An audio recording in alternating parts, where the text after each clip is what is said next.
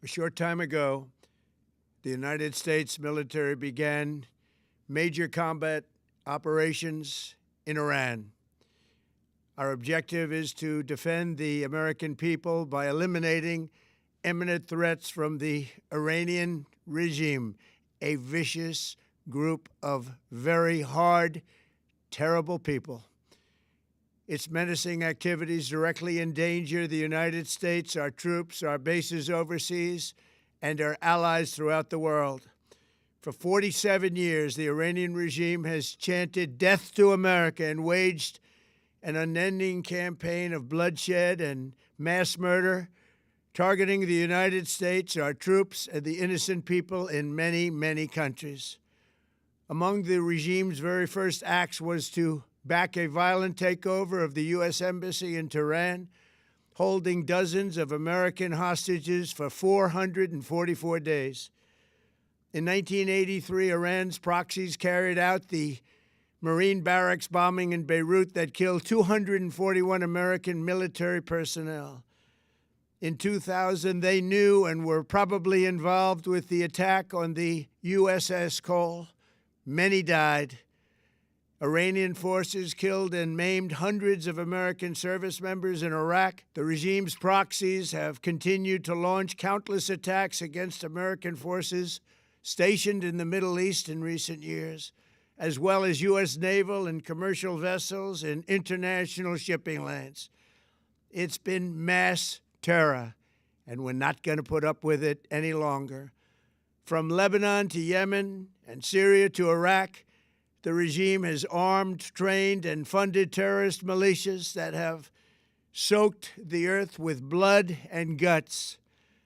And it was Iran's proxy, Hamas, that launched the monstrous October 7th attacks on Israel, slaughtering more than 1,000 innocent people, including 46 Americans, while taking 12 of our citizens hostage. It was brutal, something like the world has never seen before. Iran is the world's #1 state sponsor of terror and just recently killed tens of thousands of its own citizens on the street as they protested. It has always been the policy of the United States, in particular my administration, that this terrorist regime can never have a nuclear weapon. I'll say it again, they can never have a nuclear weapon. That is why in Operation Midnight Hammer last June, we obliterated the regime's nuclear program at Fordow, Natanz, and Isfahan. After that attack, we warned them never to resume their malicious pursuit of nuclear weapons, and we sought repeatedly to make a deal. We tried. They wanted to do it. They didn't want to do it. Again, they wanted to do it. They didn't want to do it. They didn't know what was happening. They just wanted to practice evil. But Iran refused, just as it has for decades and decades. They've rejected every opportunity to renounce their nuclear ambitions, and we can't take it anymore. Instead, they attempted to rebuild their nuclear program and to continue developing long-range missiles that can now threaten our very good friends and allies in Europe, our troops stationed overseas, and could soon reach the American homeland. Just imagine how emboldened this regime would be if they ever had and actually were armed with nuclear weapons as a means to deliver their message. For these reasons, the United States military is undertaking a massive and ongoing operation to prevent this very wicked, radical dictatorship from threatening America and our core national security interests.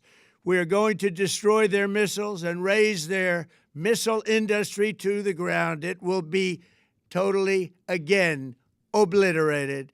We're going to annihilate their Navy. We're going to ensure that the region's terrorist proxies can no longer destabilize the region or the world and attack our forces and no longer use their IEDs or roadside bombs, as they are sometimes called, to so gravely wound and kill thousands and thousands of people, including many Americans.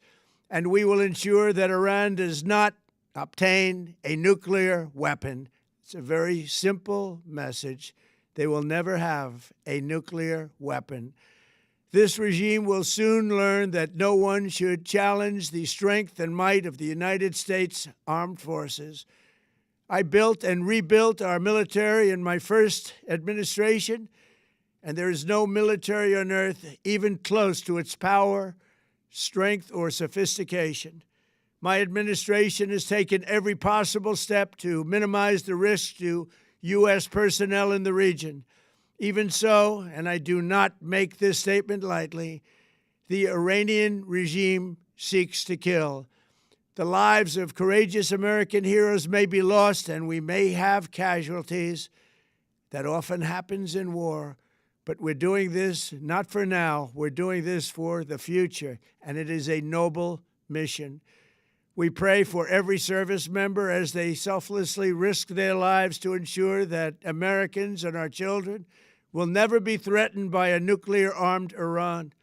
We ask God to protect all of our heroes in harm's way, and we trust that, with His help, the men and women of the armed forces will prevail. We have the greatest in the world, and they will prevail. To the members of the Islamic Revolutionary Guard, the armed forces, and all of the police, I say tonight that you must lay down your weapons and have complete immunity, or, in the alternative, face certain death. So, lay down your arms. You will be treated fairly with total immunity, or you will face certain death. Finally, to the great, proud people of Iran, I say tonight that the hour of your freedom is at hand. Stay sheltered. Don't leave your home. It's very dangerous outside. Bombs will be dropping everywhere. When we are finished, take over your government. It will be yours to take. This will be probably your only chance for generations. For many years, you have asked for America's help, but you never got it. No president was willing to do what I am willing to do tonight. Now you have a president who is giving you what you want. So let's see how you respond. America is backing you with overwhelming strength and devastating force. Now is the time to seize control of your destiny and to unleash the prosperous and glorious future that is close within your reach. This is the moment for action. Do not let it pass. May God bless the brave men and women of America's armed forces. May God bless the United States of America. May God bless you all.